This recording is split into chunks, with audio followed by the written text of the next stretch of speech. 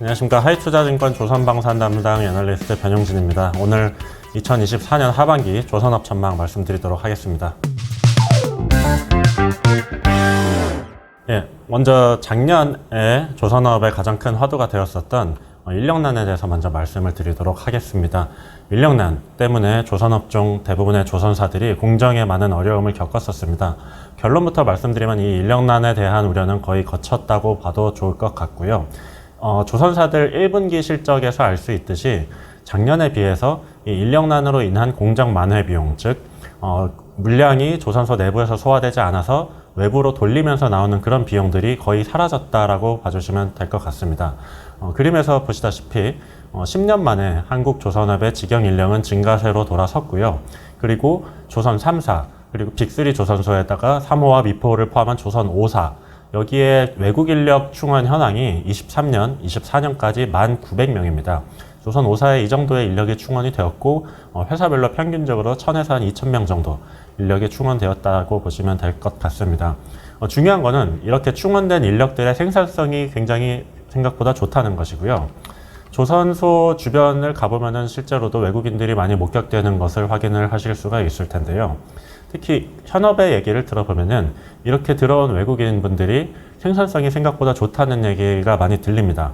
과거에 비해서 이렇게 들어온 인력들이 1차적으로 본국에서 기본적인 기량 검증을 통해서 비자를 발급을 받게 되고 우리나라에 들어올 때도 산업자원부와 법무부의 관리를 받습니다. 그리고 회사별로도 특별히 이분들의 생산성 향상을 위해서 언어 교육이라든지 이런 적응에 굉장히 도움을 많이 주면서 생산성이 굉장히 향상이 됐고 과거에 비해서 일반적인 예를 들어서 제가 갑자기 야대에 가서 용접을 한다 이런 수준보다 외국인이지만 우리나라에서 일반적인 사람들보다도 훨씬 생산성이 높다고 어떻게 보면 볼 수 있는 그런 인력분들이 많이 지금 생산에 투입이 되고 있다고 보여지고요.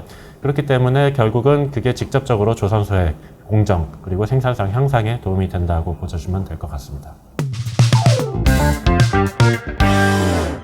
성과와 수주잔고 피크아웃에 대한 얘기는 작년부터 아마 나왔었던 것 같습니다.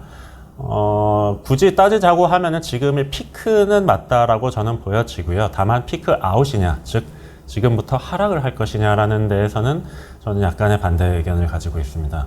일단은 피크라고 하는 점에 있어서는 이 표 그림 19번을 보시다시피 우리나라 조선 3사의 상선 수주 잔고 이게 2008년 이후 최고 레벨입니다. 이 얘기는 뭐냐면 조선사의 그런 캐파, 건조 능력 자체가 증가를 하지 않았기 때문에 수주 잔고가 최대치이고 여기서 물리적으로 더 늘어나기 어렵다는 얘기예요. 그래서 시장 상황이 좋더라도 실질적으로 물리적으로 조선사가 수주를 더 늘리기는 어렵고 왜냐면 이런 상황에서는 납기도 뒤로 늘어지고 가격도 올라가기 때문에 조선사 그리고 선주사 둘 다 발주와 수주를 꺼리게 되는 점점 자연스럽게 줄어들 수밖에 없는 그런 상황이다라고 봐주시면 될 것 같고요. 안 그래도 이런 수주 잔고가 늘어난 것 때문에 성과가 많이 오르는 상황이기 때문에 더 이상 여기서 성과와 수주 잔고가 늘어나기는 힘들다라고 보여집니다. 하지만 중요한 거는 아까도 말씀드렸다시피 2008년 이후에 최대치라는 점입니다. 여기서 더 못 간다라고 해서 이게 피크아웃은 아니라는 거고요. 특히나 이런 하반기 경기 전망들을 봤을 때 하반기에 미국을 제외한 대부분의 국가들은 이제 금리 인하로 인한 경기 부양 그런 것들에 대한 기대가 있고 그렇다고 하면은 물동량 증가 그리고 선박에 대한 수요가 늘어날 거라는 예상을 해볼 수가 있을 것 같고요. 그런 측면에서 발주가 굉장히 줄어들 가능성이 없습니다. 실질적으로 그렇고 오히려 늘어날 수는 있어도 발주가 굉장히 급감할 우려는 굉장히 적은 편이다. 그런 측면에서 성과와 수주 잔고가 피크지만 피크아웃이라기보단 피크가 계속 지속되는 그런 굉장히 어떻게 보면 바람직한 상황이 될 수 있다라고 보여지고요. 이게 전 세계적인 현상이라고 보기는 힘듭니다. 왜냐하면 그림 18번 보시다시피 전 세계적인 수주 잔고는 굉장히 좀 줄어들어 있는 상태인데 그것은 중국과 우리나라 특히 중소형 조선소들의 캐파는 많이 줄었습니다.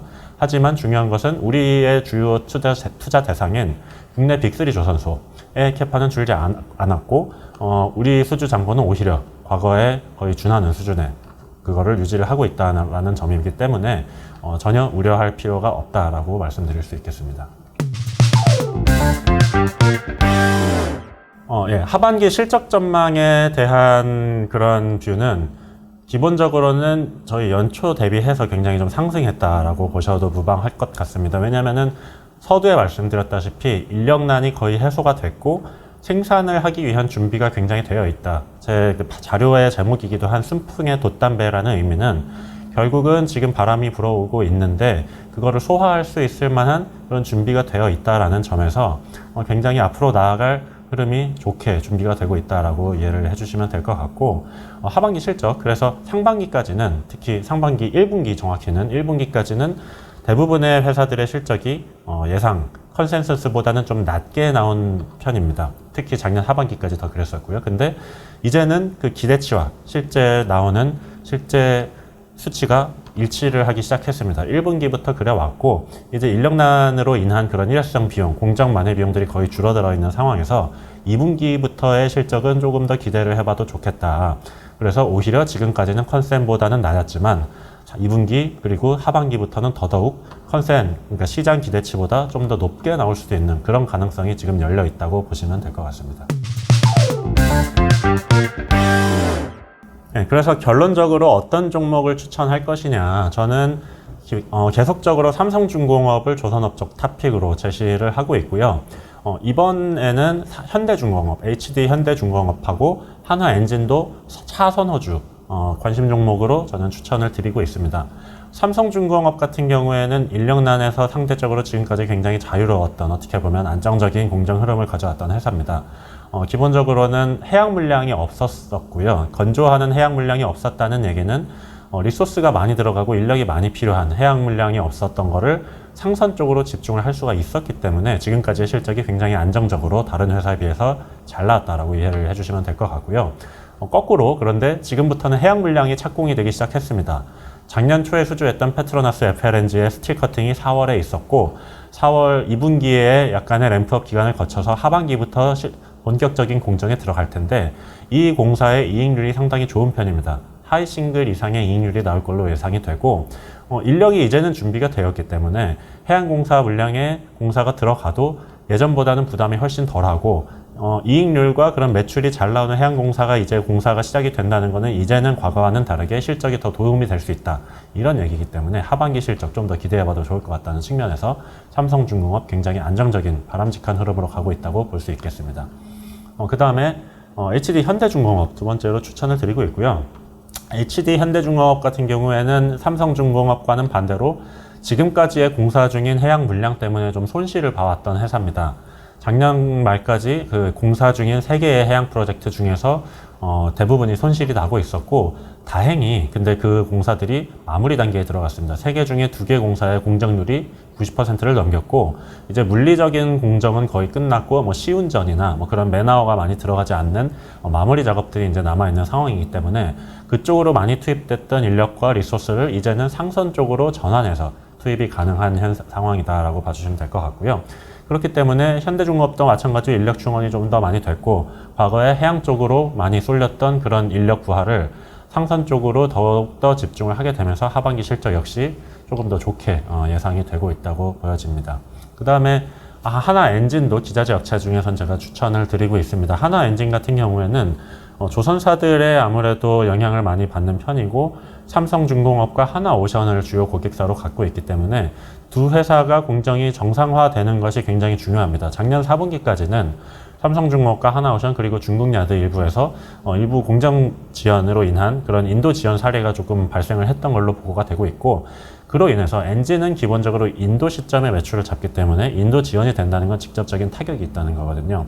그런데 올해 1분기부터는 그런 현상이 거의 사라졌습니다. 그 말인즉슨 조선사의 공정이 정상화가 되고 그에 따라서 엔진 회사의 물량 그리고 납기도 정상화가 되었다는 얘기입니다. 앞으로는 그래서 삼성중공업과 하나오션을 중심으로 해서 엔진 납기가 점점 늘어나게 될 것이고 하나엔진의 특히나 가장 좋은 점 중에 하나는 중국을 고객사로 갖고 있다는 점인데요. 중국이 올해 발주된 메탄올 컨테이너선을 8,000TU 이상의 컨테이너선을 전량 수주를 했습니다. 한국은 LNG를 하고 LPG 암모니아선을 수주를 하면서 컨테이너 쪽에 상대적으로 좀 관심이 좀 적어진 순간에 중국이 컨테이너 그리고 탱커 LNG DF를 장착한 탱커와 메탄올 DF를 장착한 컨테이너 이런 것들을 많이 좀 수주를 했는데 한국조선업이 어떻게 보면 이 부분을 약간은 자이든 타이든 잠식을 당했다고 볼 수가 있겠지만은 한화엔진은 거꾸로 리스크 해칭이 되어 있는 겁니다. 그래서 중국조선소가 점유율을 앞으로 높이더라도 이미 어느 상당 부분 좀 높아져 있지만 이 부분에서 오히려 보면은 한국조선소보다 어떻게 보면 안정적인 흐름을 가져갈 수 있다는 리스크 해지가 잘 되어 있다는 측면에서 한화엔진은 중장기적으로도 굉장히 추천을 드리고 있습니다. 네, 하반기 전망 간단하게 포인트만 집어서 좀 말씀을 드렸는데요. 자세한 부분은 저희 홈페이지에 올라와 있는 자료를 전부 다 확인을 해보시면 전망에 대한 좀 더 자세한 정보를 얻으실 수 있을 것 같습니다. 결론적으로 조선업 하반기 올해 상반기보다 저는 좋게 보고 있습니다. 결과적으로 뭐 얼마나 좋아질지에 대한 부분은 개인마다 뭐 의견 차이가 있겠지만은 중요한 부분은 과거보다 좋아졌다. 그리고 앞으로 더 좋아질 것이다. 라는 개선 폭이 있다는 점이 가장 중요하다라고 보여집니다. 조선업종 오버웨이트 추천을 드리고 있고 다시 한번 말씀드리지만 타픽 삼성중공업 그리고 HD 현대중공업과 한화엔진 추천드립니다.